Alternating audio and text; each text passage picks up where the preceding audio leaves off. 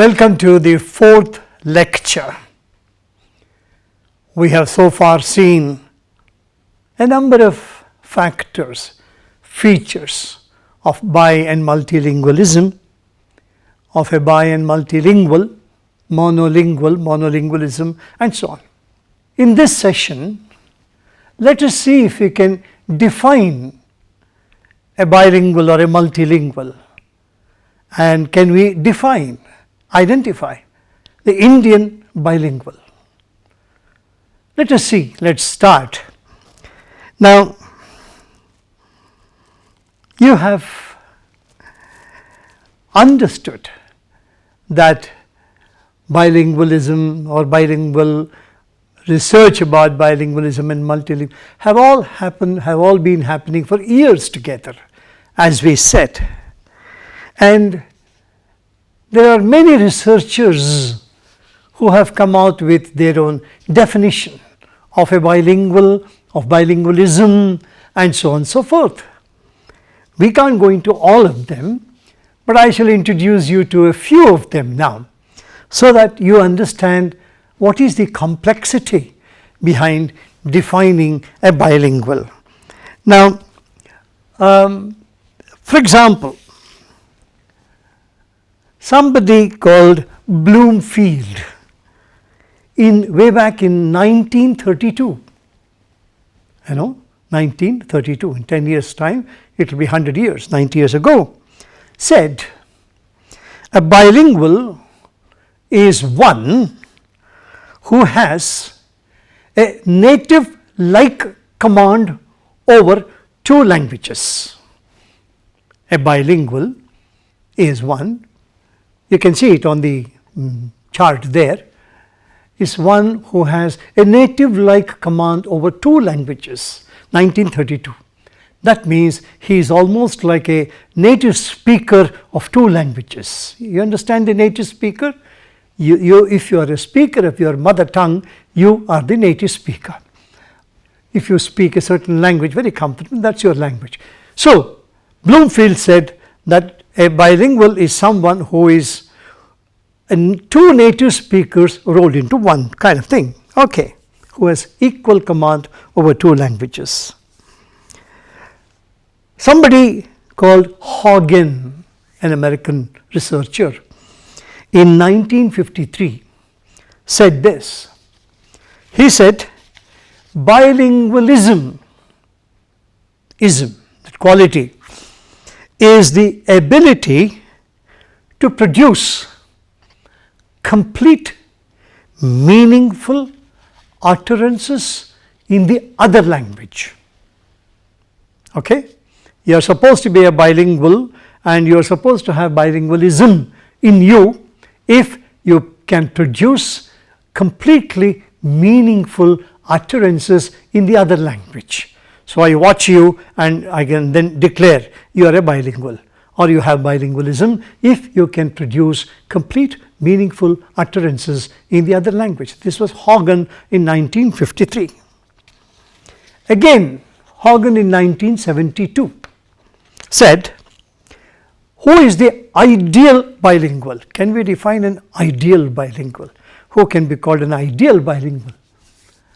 An ideal bilingual, he said, is of course two native speakers rolled into one.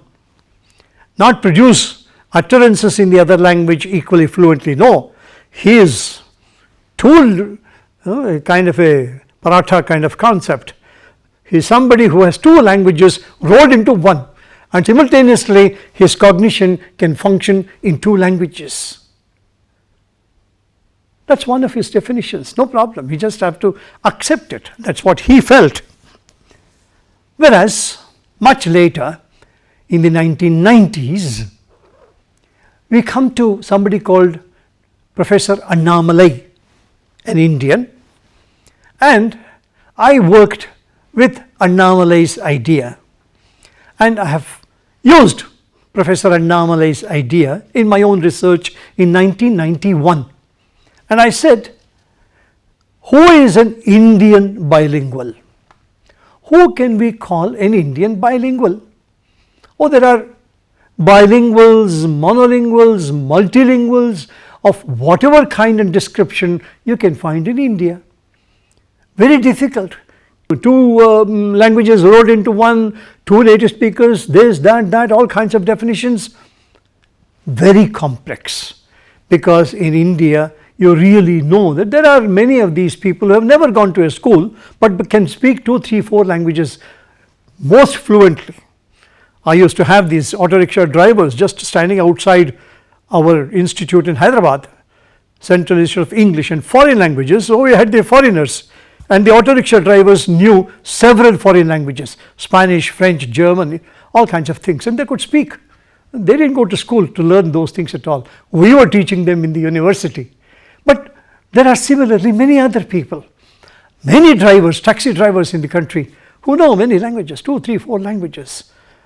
There are many other such workers who have not formally learnt any language but have become bilinguals and so on. So how do you define an Indian bilingual? And at the same time, there are many Indians who are monolinguals also, who have not learnt any other language, don't know much about the other language. So how do we do this? We had a big problem identifying the Indian bilingual. So what we thought was, finally, that there is one particular idea which can help us define an Indian bilingual. You may like it, you may not like it, it's up to you. But we said, Professor Annamalai initially, and then I later slightly modified, adapted, we said that if an Indian has gone to the school, that means a schooled individual, a schooled Indian, automatically he is a bilingual. And so, by the same token, if somebody has not gone to the school, that person is not a bilingual. So, the Indian bilingual, we said, could be defined as schooled and unschooled. Not that we were perfect, again, not at all, but that's one. So, what it means is that you can understand how difficult it is to define a bilingual. Bilingual or bilingualism is not very easy to define at all. You just don't know. All that we know is a person is a bilingual, or that he has bilingualism, she has bilingualism, that's it. But how, we don't know. We are not yet able to find out at all. So all that we can do is that as teachers, you must understand, if you look at your classroom, the Indian classroom, you will automatically find bilinguals and multilinguals in your classroom. This is the reality. Normally monolinguals may not be there in our schools, but if you are working in the remote areas, as we said some time ago, maybe you might find it. So,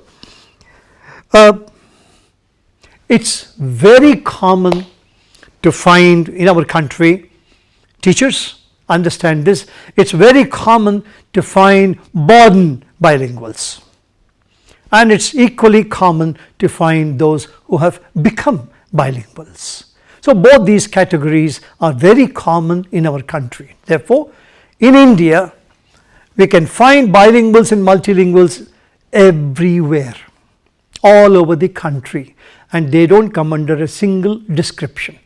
All that we can say is India is a multilingual country.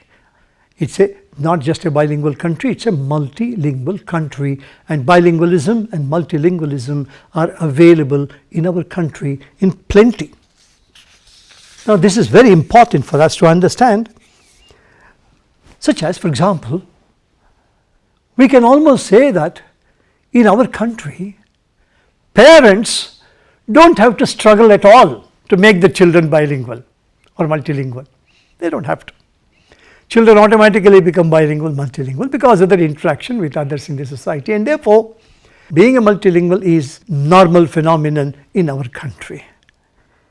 So, having said all this, I want all of you to quickly take a look at your notes and review some of these things and make sure that you understand all of them. It's there on the visual now. You can see it on the visual now. So, number one, bilingualism, multilingualism is an individual phenomenon as well as a societal phenomenon. I hope you understand that. So, that is the first thing that we want to say, for example. Number 2, languages can have dialects. They also have additional things called creoles and pidgins. P-I-D-G-I-N-S is pidgin, not pigeon, but pidgin. Creole is one form of the majority language, not a dialect. Dialect is spoken by a larger society. Creole is spoken by a smaller society. For example, if you go to, say, a market, fish market, good example. If you go to a fish market, they will be speaking a certain language of their own. You understand only 50% of it, the rest of it you don't understand at all. You go to certain shops or certain businesses, you just don't understand more than 50% of what they are talking about, and that is called a creole. Further, there will be a more simplified language which is called pidgin. Pidgin is the simplest form of language. For example, I see you, sir. How you, sir? How are you, sir? Doing okay, sir? Everything fine, sir? That's all. This is the pidgin. This is the simplest form of the language. Creole is used widely by certain groups of people for their own intra-group communication. Dialect is a larger one, which is used by a larger part of the society, by a larger population, and this is used as their common language and so on. But all of them belong to the same mother language.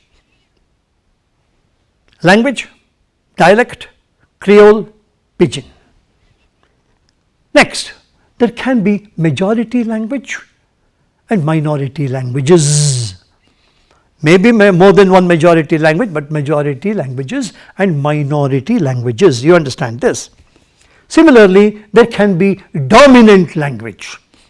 That language which is most dominant, and if you want to be there, you have to use that particular language, which is quite commonly found in certain groups of certain functions and certain events, certain people who use that particular language, and you have to know that particular language, for example. Right.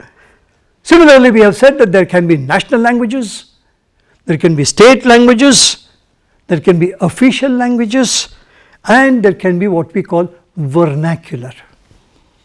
In the official language, a certain language is allowed to be used for local purposes. Whatever is the big language, we translate that into the local language, and that particular local language is technically called a vernacular. Now, when the British were ruling us, they used the word vernacular to refer to all Indian languages, but today it's not the case. In bilingualism, it's not the case. A vernacular is that form of an official language which is used for local comprehension purposes, and that's called a vernacular. And similarly, there can be immigrant languages. When immigrants come in, who don't belong to this society, but come in from different places, lots of them, they bring their language. And that language is very popularly known as immigrant languages, which has nothing to do with the local language. It is their own language, and so that is recognized as an immigrant language. And similarly, there can be certain indigenous people, tribes, local groups, nomads, who speak their own language, and their language again is a new language, special language, their own language, and therefore such languages are what we call indigenous languages. And as we have seen, Sanskrit, for example, or Latin, for example, some of these languages are classical languages, and if you use them continuously and so on, they become what we call heritage languages. So when we use certain languages as special languages for special occasions, for special purposes, they become heritage language. That means you associate certain special function with that kind of language. So they become a certain classical or a heritage language. So finally, we can think of language maintenance, language tolerance, and language shift. change in the language and so on. This was only by way of recalling whatever we said so far. And so we are trying to, when looking at the bilingual, when we are trying to define a bilingual can belong to any of these categories. This is what you should remember. There can be any of these classifications which can be used in relation to a bilingual. Now, in a certain society, in a certain language, in a single language, two researchers, Ferguson and Lehman, in the 1980s, said that a society which uses a certain language creates two varieties of its own language. What they call an H variety and an L variety. H stands for high variety. L stands for a low variety. So every society, now when I use the word society, you should understand that it is not just the population, but it could be an office, it could be an establishment, it could be a school, it could be a college, it could be a bank, it could be anything. All this is represented by society. A society, when it uses the language, creates its own high variety and low variety. And the high variety is something which is used for certain special purposes. And the low variety is something which is used for certain other purposes. All of us bilinguals will need to learn both these varieties, the H variety and the L variety. When a child wants to talk to you, teachers, inside the classroom, the child has to stand in a particular way, look at you in a particular way, hold its head in a particular way, and talk to you in a certain language. The same child in the evening, when you go to the market, you meet the same child, maybe its parents, whoever it is, in the market. Now, in the market, it's very different. The way the child talks to you is very different from the way the child talks inside the classroom. So, what happens inside the classroom is what Ferguson and Lehman call the H variety, the high variety. And whatever happens in the marketplace is the L variety or the low variety. Now, both these forms are what we call stable. What do you mean by stable? That means they do exist in society, in a bilingual society. That means a bilingual learner has to learn both these. A bilingual speaker has to know both these forms. And when they start using these forms very clearly, they become stable. That means they become normal, normalized. They won't change, and they create their own variety and so on. And so in a bilingual society, you should know that a bilingual also has the H variety and the L variety with him or her, and this is extremely important. Now, those who belong to the society know it. How about immigrants? Immigrants don't know the H and the L variety. They know only one variety. So, when they communicate with you or talk to you, they speak in a certain manner, which is neither H nor L, but something like that. And so, immigrants don't have this at all. Monolingual societies, again, don't need H and L, but then they do have it. For example, if you take, let's say, Christians. Now, Christians will have a certain type of language which is used in the church, in sermons, in their behavior, in the way they talk to the priest, to the father, superior, and so on. Whereas the L variety of the same language is used outside the church. In a similar manner, inside the house, when guests come, all our houses, we use a certain H variety for the guests. Whereas once they leave, then we use the L variety, which we normally use amongst ourselves. So you see, the H variety and the L variety are common whether it's a monolingual society or a bilingual society, in good societies. if you take the tribals, do they have an H variety and an L variety? Maybe yes, maybe no, we don't know. We don't have any data about that still, and so we don't really know there. However, what we are trying to suggest therefore is that Ferguson and Lehman, when they talked of the H variety and the L variety, we notice that it exists in all our societies, including school, including classroom. Just imagine talking to the principal. The manner you talk, the manner you stand is all the H variety. Outside in the playground, the way you talk to your friends need not be H at all. In fact, if it is H, then everybody will be very angry and suspicious about you. When you go to the library, you have to use a certain language there, so on and so forth. So, what is the relevance of talking all these things? The relevance is that as teachers, you must know all these varieties first, and then you can demonstrate and you can train your learners in all these varieties yourselves. Therefore, it is very important that as teachers you are conscious about the H variety and the L variety in a bilingual context, in our context and so on. Right.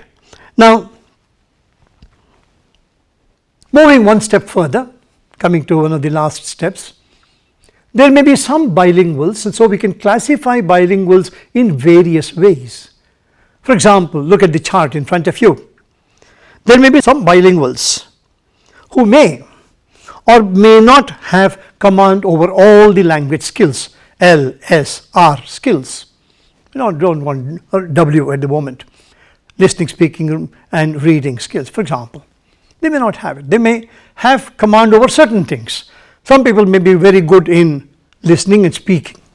Some people may be good in speaking, or some people may be good at reading and translation, but may not be very good in spoken form, and so on and so forth. So, different people can possess different skills and sub-skills and so on.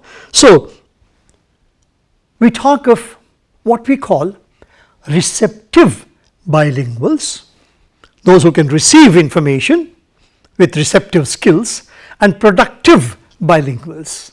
So, there are some who are receptive and some who are productive, who can speak and can produce and so on and so forth. You know these things. There can be a second category called early bilinguals or late bilinguals. If you start teaching in mother tongue, for example, and then shift over to the other tongues, English and so on and so forth, we will have early bilinguals who will be beginning that. But then if we have mother tongue medium instruction right up to the let us say +2 level, then we have late bilinguals. So, some people become late bilingual, no problem at all. 40th year I decide to go to China, and therefore I learn Chinese. So, I am becoming a Chinese bilingual. At that I am a late bilingual, so that does not matter. Whereas I lived in Malaysia, and so I lived in half a dozen languages including my home language. So, I am an early bilingual. So, I lived in a region where other languages were spoken, so I become proficient in those languages right from my childhood, and so I am an early bilingual. So, there can be early bilinguals and there can be late bilinguals. There can be fluent bilinguals, there can be non-fluent bilinguals. There can be balanced bilinguals who can manage two languages very comfortably, and there can be semi or non-balanced bilinguals who can only manage certain things in certain languages. They are not balanced at all. Whereas there are some people who can fluently speak two languages, switch, code switch, code mix, they can do all those things very comfortably, so they are balanced. And there are non-balanced bilinguals. There can be partial bilinguals, there can be complete bilinguals. I know just a little bit of it, but I don't know much, whereas others know more. Lastly, one of those other categories is what we call simultaneous bilingual or sequential bilingual. That is, if a child, for example, grows up in a bilingual context, it becomes a simultaneous bilingual equal at the same time. Whereas, if the child has learned something first and then begins to learn some other language next, then that becomes a sequential bilingual. So, all these are categories which concern bilingual. So, when we define bilinguals, including the Indian bilingual, we have to remember all these different types of categories and so on. And so, if we remember many of these types, and if you have noted them down well and comfortably, and understand everything that we have said so far, you won't have any difficulty in identifying the different categories.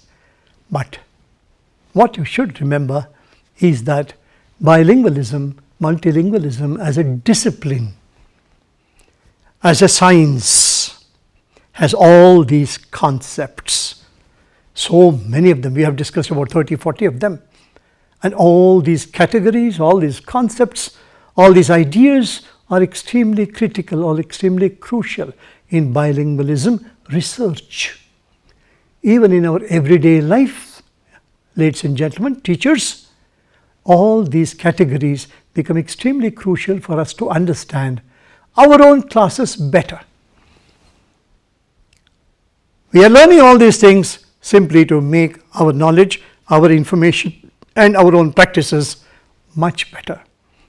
So, in the final lecture, we will move into understanding a few more things related to bilingualism, multilingualism, and finally see what is the language teaching scenario in India and in other countries and so on. So, if a country is bilingual, multilingual, what would be the language scenario? If it's monolingual, what would be the language teaching scenario? So, we will look at all these things and finally take a look at the role of the mother tongue, teaching in mother tongue in the early classes in our own country. Is it useful or not very useful? We will see that in the next session. Thank you so much.